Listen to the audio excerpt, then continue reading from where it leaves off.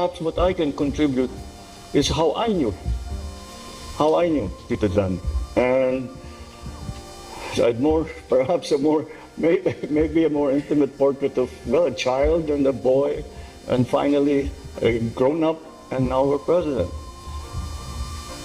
I don't actually remember the day that I met Tito Johnny. That somebody said to me, that my father probably would say, this is your Tito Johnny. I don't remember anything like that. What I do know is that since we came to live in this palace, he was a constant fixture in my life. He was always here. He was always there. And it was such a close relationship between our families that it wasn't just at work here in the offices here. But when I saw you today, Katrina, I remembered we used to spend Easter in Baguio together. And yeah, Jack, you remember that. And that was how intimately close we were. But he was, he was my dad's guy. And although you could tell that he had a special place even in my father's heart, only because, and the reason I say that is because there are very few people that I saw my father not give just instructions to, but listen to. He was one of those very few people. I know you know some of the others, but he certainly was one of those. But that was my impression of him as a boy.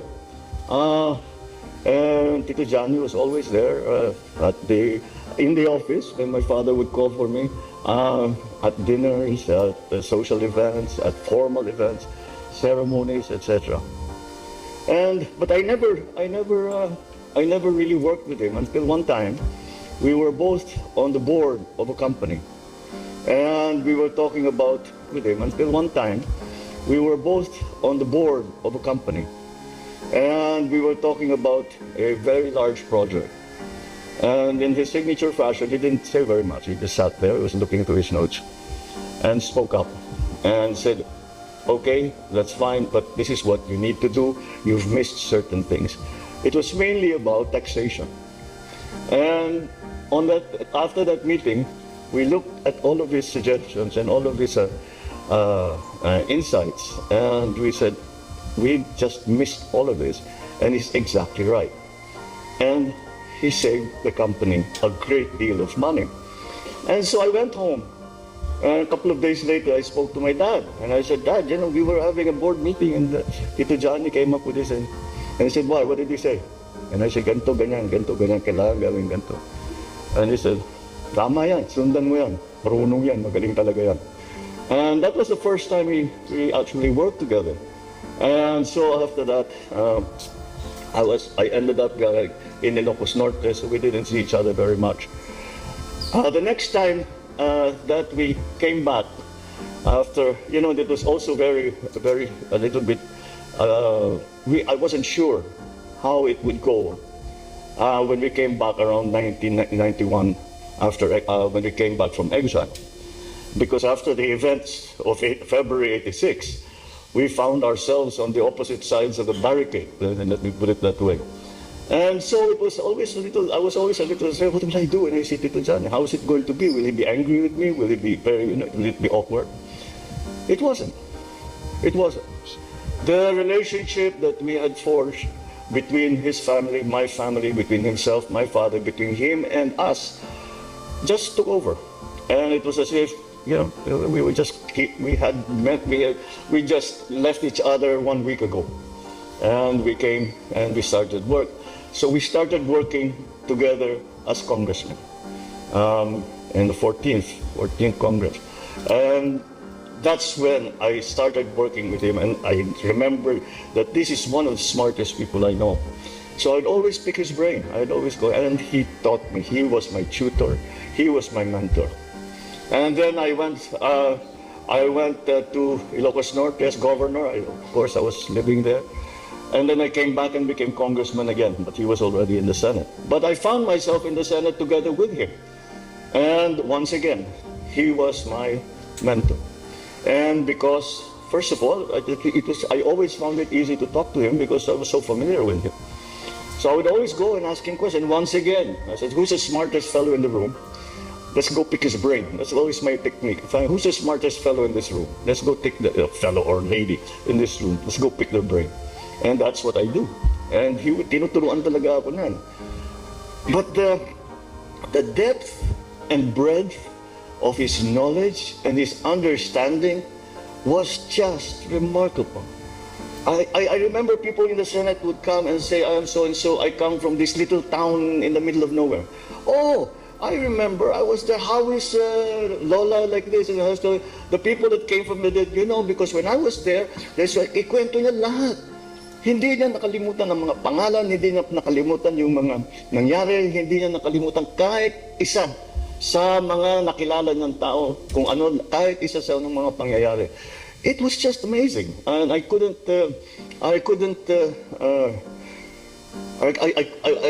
aspired. I said to just a little part of that understanding and of that wisdom that he had acquired, because Tito Johnny never took anything lightly. He was a very serious person. Everything that came to him, he would think about very hard. He would study about very, very hard. And he will not, until he has some conclusions, he will not say anything until his thoughts are totally formed and completely formed. And that was why he is such a good lawyer, he was such a good congressman, such a good Senate president. And he was good at wherever he found himself. He took the job very, very seriously. He studied very, very hard. And so during the Senate, I remember, he took me by surprise once in the Senate. We were discussing the Bangsamoro Basic Law, and he was interpolating me because I was sponsoring a substitute bill. And so he said, Bong, I'm going, Bong, Bong, tawag niya sa akin. Bong, ito ka, ako interpolating kita ha. So you be ready because I got it. Okay, so we were in the middle of this interpolation, and suddenly, out of nowhere, he started asking me about Quranic studies because we were talking about the BBL. I have nothing. I have no background in that. Buti na lang, while I was on the podium, next to me sitting was one of my advisors who was a Muslim imam. So, ano sabi niya? Ano ba yung sagot? Buti na lang. So, nung nag-suspend kami, I go up to him and say, Tito naman, bakit mo naman ako tinanong ng mga Quranic studies? Dapat pinag-aralan mo yan. You should know these things. You should, napagalitan pa ako. You should know these things. You should know these things. Yes, Tito, you're absolutely right. I should. Then, pati yung pagsagot ko, tinuturuan ako. Ganito ang pagsagot mo para maintindihan ng tao. You should do this like this, and like that, and like this, and like that. And so that was our whole relationship. And even when he was a Senate president, he would still find the time to come down and, give me advice and guide me. And I considered myself very, very, very lucky. And this continued because after the vice presidential election, nagpapatulong ako sa kanya sa protesta ko. So I would go and see him sa bahay niyo. I would go and see him. And I said, Tito, patulong naman, ganyan. What do you think we should do? How do you think we should approach this? Where are the people we should talk to? I can help you, I'll do this, I'll do that, I'll do this. But I never left your house without a reading list. It was like going back to school. Parang I went to see my tutor in university. Because we talk about all kinds of things. And then at the end, bago ako umalis, Bong, dito mo na. And he'd give me some books and a list of other books that he wants me to read. And so I take them home, and because I'm sure wala namang, and the subject matter was so diverse, was so wide-ranging. He would talk about the battle for world resources, what will happen after Gaza, the oil crisis, the economic crisis, etc. Yung talagang kahit lahat, even philosophical works. And these are books, I'm sure all of you have experienced this, that you cannot just read. After you read it the first time, you say, teka, hindi ko pa masyado, medyo mahirap. You have to read it maybe 3 times before you understand exactly what the author is trying to say. So I would read them. And you cannot just say, he never asked, when I see him again, he'd never ask, did you read the book? No. He'd go straight to the point. What did you think of his idea na ganito, ganyan? In other words, kung hindi mo binasa, huli ka talaga. But they were such good books, and it was like I was always, when I was with Tito Johnny, I was always in school. I was always learning something. I was always making myself better. He was always making me, you read this, you get better at this. He was always pushing, he always challenged. He never let you coast. He always challenged you. And that's why when I took office, when he continued to say that, you know, if you need any help, it became natural that I asked him to be the legal advisor to the president, because I could not think of a better place for him and a better man for the job. And I'm glad that I did, because every so often I would come here, I'd come to the office, and there'd be a little note, JPE says he needs to see you. Whenever that happens, you better go and see him immediately, because he doesn't do that. He will do that only if it's very important. So I go straight to his office, and of course he would say, "What you're about to do is a big mistake. You cannot do that. It's illegal. It's not this. It's not proper. It's that." But with him, it's not only criticism. The way around it is this. This is the solution to your problem. Laging may sagot. Because he was just such a good lawyer. He could argue either side of the question and make a good argument at that. However, the one principle, the line that he never crossed, was that, you know, he would say, "Well, how would you like us to argue this? What would you like? What's the result? What's your ideal result to all of this?" And I tell him, I say, "Sana magkaganto, sana maayos natin magkano." And he would do it exceedingly well, better than most anyone that I knew. I always kept thinking how every time I would sit down, it's like talking to my dad. And perhaps the osmosis between the two of them, they rubbed off on each other. But that the intellectual standard that they would set for themselves and for you, if you expected to talk to them, was the same, was exceedingly high. And it's not because they're mayabang or they're showing off how smart they are and how much they know. It's because that is the only way to truly solve a problem. You have to think about it very, very deeply. Wag mong minamadali. Wag mong minamadali. Pag-aralan mo na mabuti. You talk to everybody that you can talk to. The striving for excellence in everything that he did was something that he even passed on to us. And he said, not just me, you should strive for excellence too. And we have many, many stories. Those of you who have attended some of our meetings upstairs, Tito Johnny would be there sitting next to me. And we'd all think he's already sleeping. Kasi nakaganon muna siya na ganun. Then suddenly, he would say, "Wait, you're missing something." And let's say we're talking about some places. When I wrote the law for creating that facility, what we meant to do was behind that. When I argued that the case in the Supreme Court, he was, and his insights were way beyond our understanding, and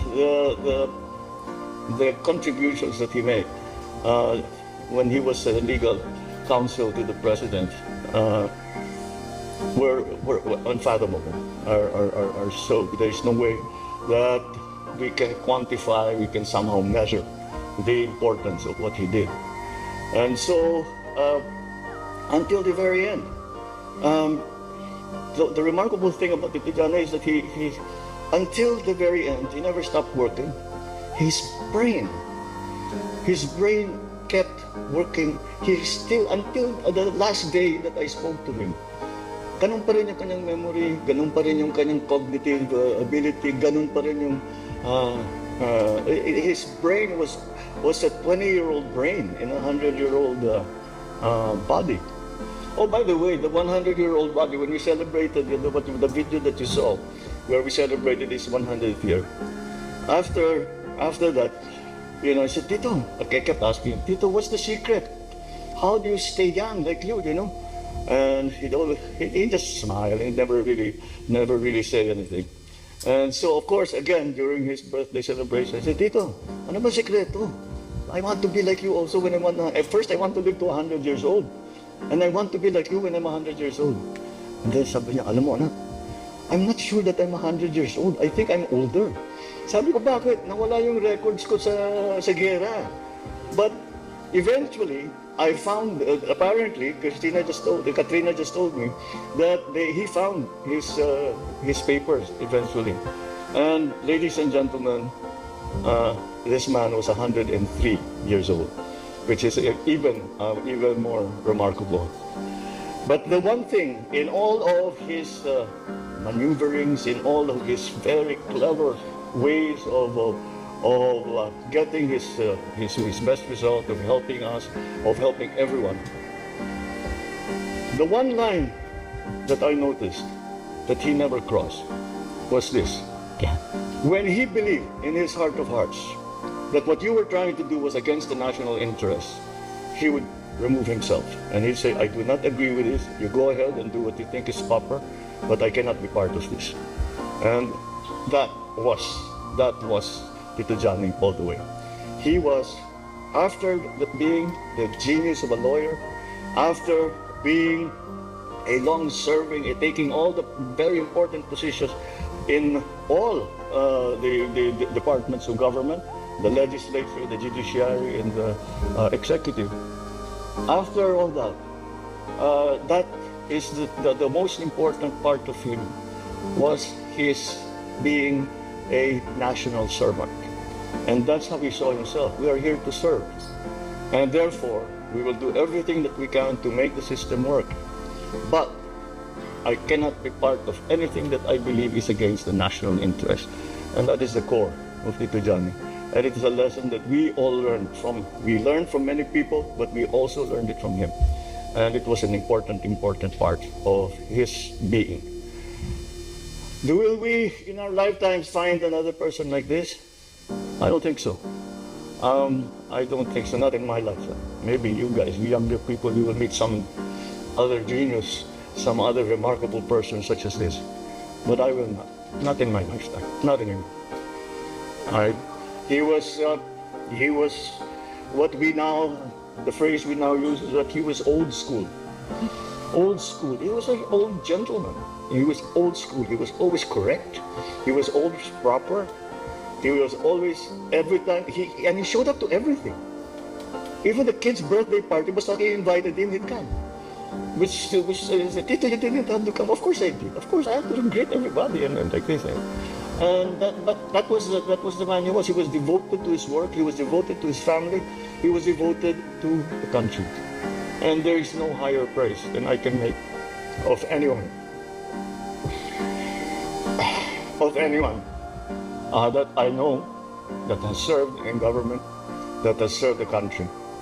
There is no greater praise for anyone than to say that he lived, he was willing to die, he was willing to bleed for the country. And that's what we will miss. Perhaps we don't find so many of those people anymore. So as we grieve the loss of JPE, let us also be grateful that at some time in the history of the Philippines, there was a man who devoted his entire being to the service of the Filipino. Would that we, the rest of us, could be able to do even a little bit of what he had done. But we must all follow that example that he gave to us. We must always remember the benefits, the contributions that he made to the Filipinos, to the Philippines. And that is how I will remember Tito Johnny. He is my Tito. He is, I hope I can say he was my friend. He was certainly my mentor. And, but overall, he was a Filipino in the purest and best sense of being a Filipino, where every molecule of his being was devoted to service of the Filipino people. And so, not such a good morning because we have to say goodbye to JP. I'm looking at him, I was looking at him during the Mass, and I'm still waiting for him to pipe up and say, wait, you guys forgot something. When I made that law, this is what you were doing. I'm sorry to think that he's not going to do that anymore. So, goodbye, Tito Johnny. Thank you for everything that you have done for me, for my family, even in the time for my dad. And thank you for what you have done for the country. We will never forget you. Bye-bye.